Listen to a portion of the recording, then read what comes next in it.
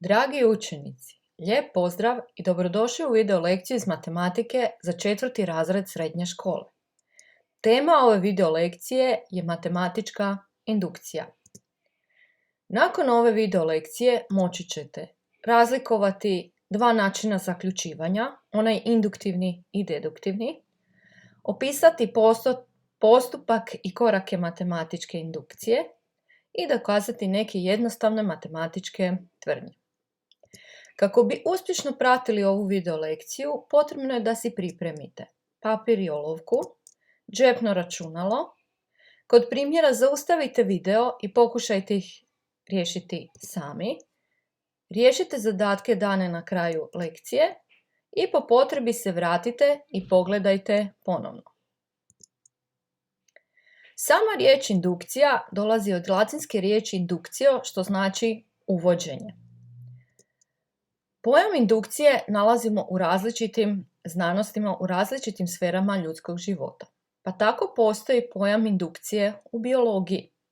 To je interakcija među embrionalnim stanicima ili tkivima. Nadalje, u elektrotehnički elektromagnetska indukcija koja opisuje pojavu vodljive žice koja inducira električni napon. Pojam matematičke indukcije ćemo koristiti u matematici. Vrlo je slodan onom pojmu iz filozofije, jer višeznačan pojam iz filozofije ujedno je pojam iz znanosti koji označava logički plan prijelaza u zaključivanju od pojedinačnog ka općem. Sam pojam matematičke indukcije je metoda dokazivanja istinitosti matematičke tvrdnje. Dedukcija, s druge strane, dolazi od latinske riječi deductio, što znači odvođenje. To je način zaključivanja u kojemu se istinitost neke tvrdnje izvodi iz istinitosti opće ranije utvrđenih istina. Ovaj misaoni proces ide od općega ka pojedinačnom. To je način zaključivanja suprotan indukciji. Dedukcija je ujedno i metoda znanstvene spoznaje kojom dokazujemo pojedine matematičke tvrdnje. Matematika kao znanost je deduktivna, dok je matematika u nastajanju eksperimentalna i ona je induktivna. Na primjer, u vašem školovanju često ste dobivali određena pravila. Nakon što ste dobili određeno pravilo iz matematike, uputa je bila da na temelju tog pravila riješite zadatak iz zbirke. Dakle, to je deduktivan način zaključivanja. Ili, naučili ste Pitagorin poučak. Dobili ste formulu, naučili ste što znači Pitagorin poučak, kako se računaju stranice i na temelju toga imate dane podatke, duljinu hipotenuze, katete i trebate izračunati duljinu druge katete. Dakle, dobili ste formulu na temelju kojem ste uvrštavanjem trebali nešto izračunati. Koja je razlika između deduktivnog i induktivnog načina razmišljanja? Promotrit ćemo dvije osobe, Sherlock Holmesa i dr. Housea.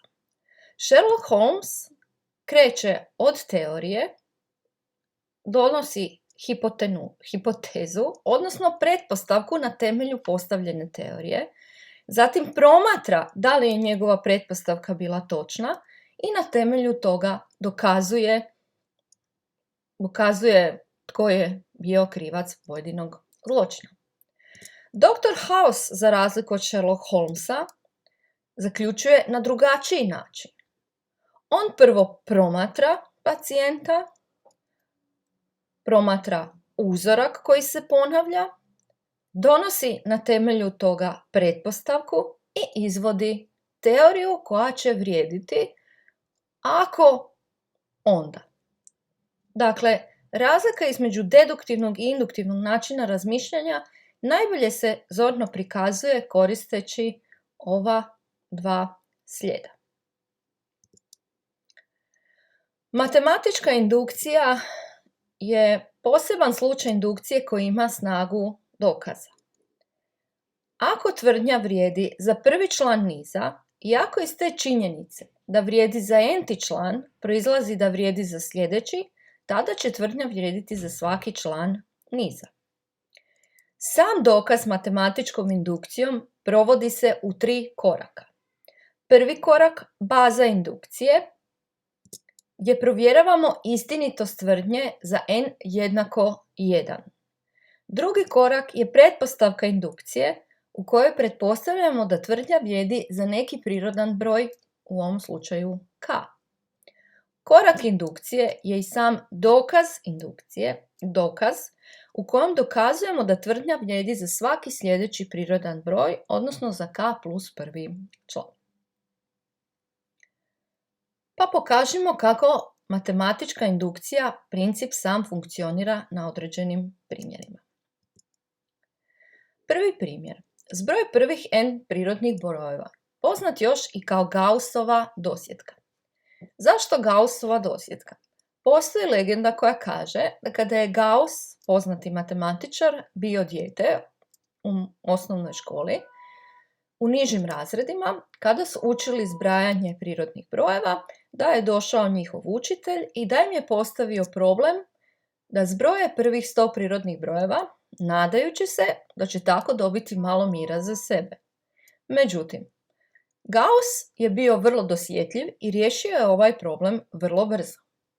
Što je Gauss učinio? Zbrojio je prvi i zadnji broj. Zbrajanjem 1 i 101 dobiva 101. Zatim je zbrojio sljedeća dva krajnja broja, 2 i 99. Naravno, rezultat je bio isti. Nastavio je zbrajati parove brojeva, 3, 98 i tako dalje. I na kraju je došao do zaključka. Ukoliko bude zbrajao parove brojeva, uvijek će dobiti kao rezultat 101. Koliko ovakvih parova ima? Pošto je 100 brojeva sparivao, dakle, faktor koji množi 101 je 50. Dakle, ima 50 parova koji daju rezultat 101. Možemo li zaključiti općenito? Ukoliko imamo n prirodnih brojeva, uvijek ćemo zbrajati prvi i zadnji. Dobivat ćemo n plus 1. Koliko ćemo imati ovakvih parova? Ukoliko imamo n prirodnih brojeva, tada ćemo parova imati n pola. Dobili smo sada prikaz, formulu, koja nam daje rješenje za zbroj prvih n prirodnih brojeva. Sada ćemo to dokazati koristeći se matematičkom indukcijom. Dakle, prvi primjer. Zbroj prvih n prirodnih brojeva dan je ovakvom jednakošću. Dokažimo. Krećemo od baze indukcije. Provjeravamo da li tvrdnja vrijedi za prvi član niza. 1 je jednako. Dakle, s desne strane uvrštavamo umjesto n 1. 1/2 puta 1 plus 1 naravno da je u stvari 1 jednako 1. Baza indukcije vrijedi. Pretpostavka indukcije. Pretpostavljamo da tvrdnja vrijedi za neki k, gdje je k prirodan broj. Dakle, mijenjamo n sa k. Treći korak indukcije, mogli bismo reći najzahtjevniji korak, gdje je potrebno pažljivo zapisati taj korak indukcije. Dakle, dokazujemo da tvrdnja vrijedi za sljedeći član, odnosno za k plus prvi. Kako moramo dokazati za sljedeći član, prvo imamo svih onih k članova. Nakon tih k članova dodajemo onaj sljedeći k plus prvi. S druge strane, dakle, s desne strane jednakosti nemamo više n brojeva, nego imamo k plus 1. Promotrimo sada što smo dobili ovom jednakošću. Imamo sumu brojeva od 1 do k. Suma brojeva od 1 do k nalazi se u našoj pretpostavci indukcije.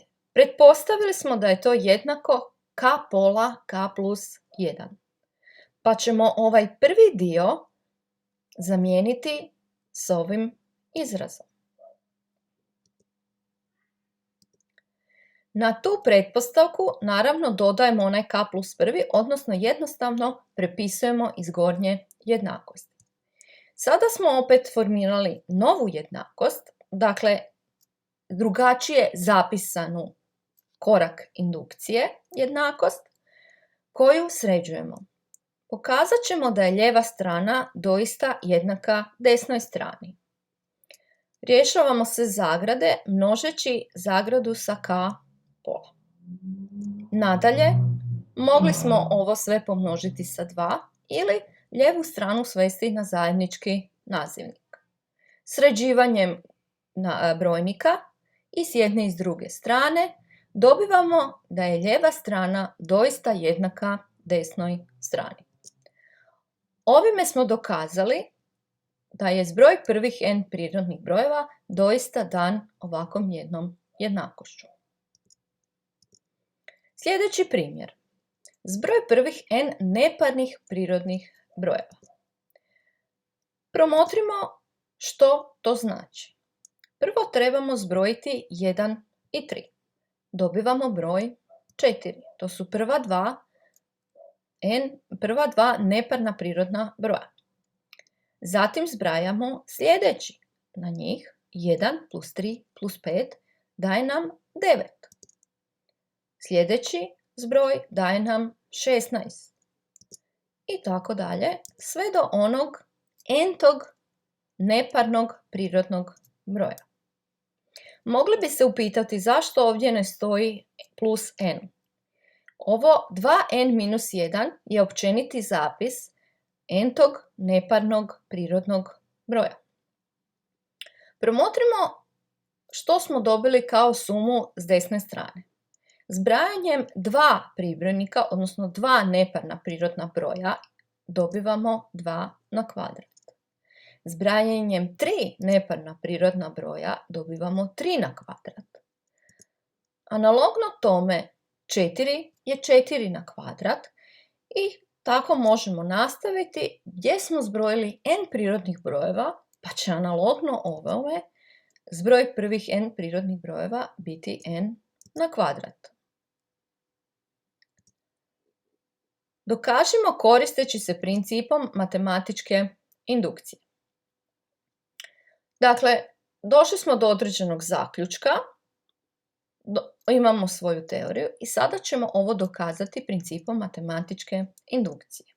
Baza indukcije provjeravamo da li tvrdnja vrijedi za n jednako 1, odnosno za prvi član niza.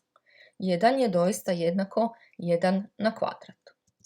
Nadalje, pretpostavka indukcije. U pretpostavki indukcije pretpostavljamo da tvrdnja vrijedi za neki k prirodan broj.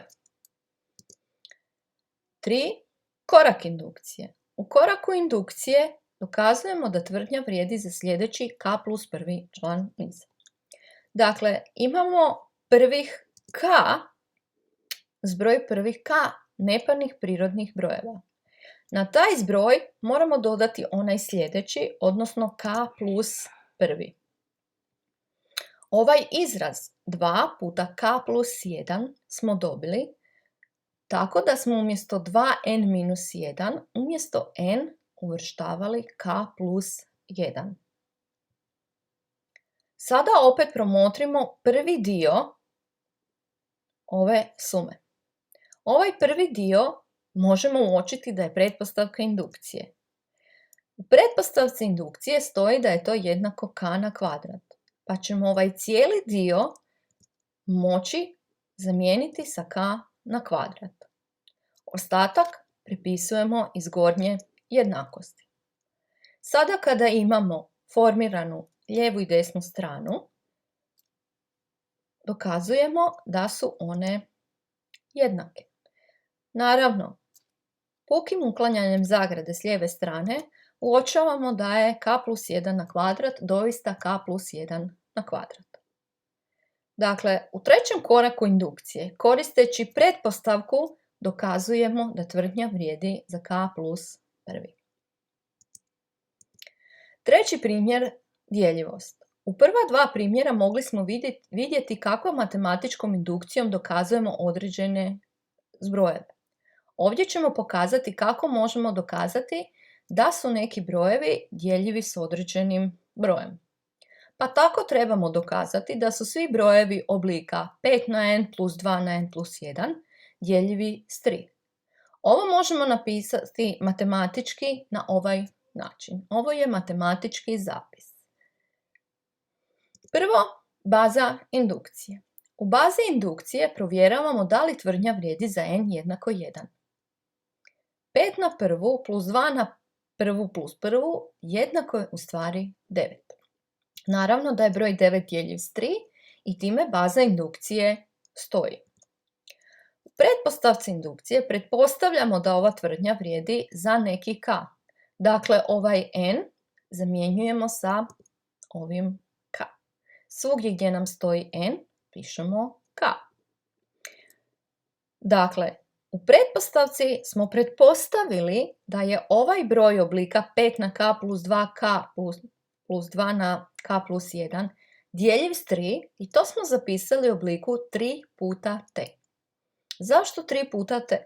Ukoliko je broj djeljiv s 3, tada ga možemo zapisati kao umnožak 3 i nekog broja t. Korak indukcije. U koraku indukcije dokazujemo koristeći pretpostavku da tvrdnja vrijedi za k plus prvi plan. Pa svugdje u ovoj jednakosti zamjenjujemo k sa k plus 1. Ovdje navodimo da je to jednako 3p. Dakle, za razliku od pretpostavke gdje smo imali k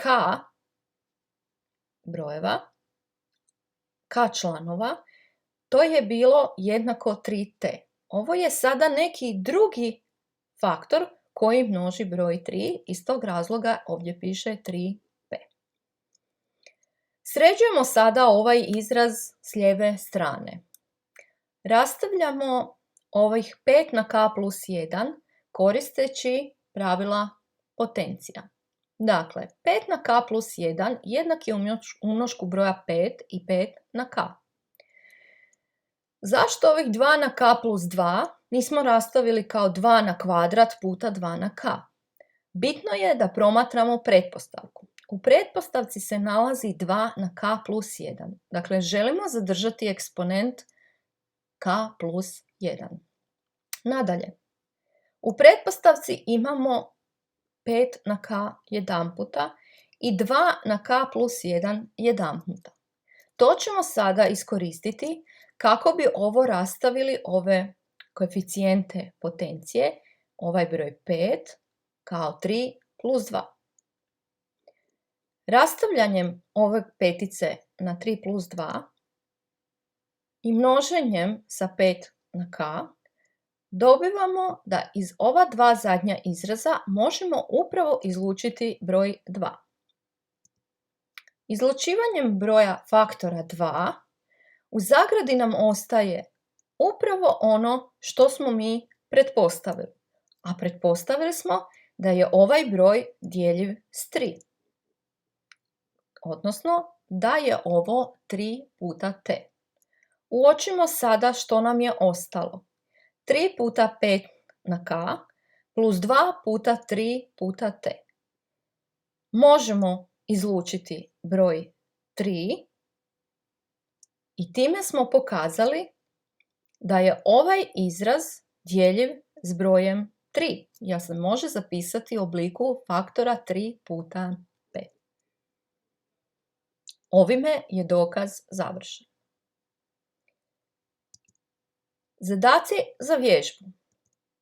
Zadacima za vježbu možete pristupiti upisivanjem poveznice bit.ly indukcija minus vježba ili skeniranjem ovog QR koda. Zadaci za vježbu su vam korisni kako bi provjerili usvojene ishode. Hvala vam i lijep pozdrav!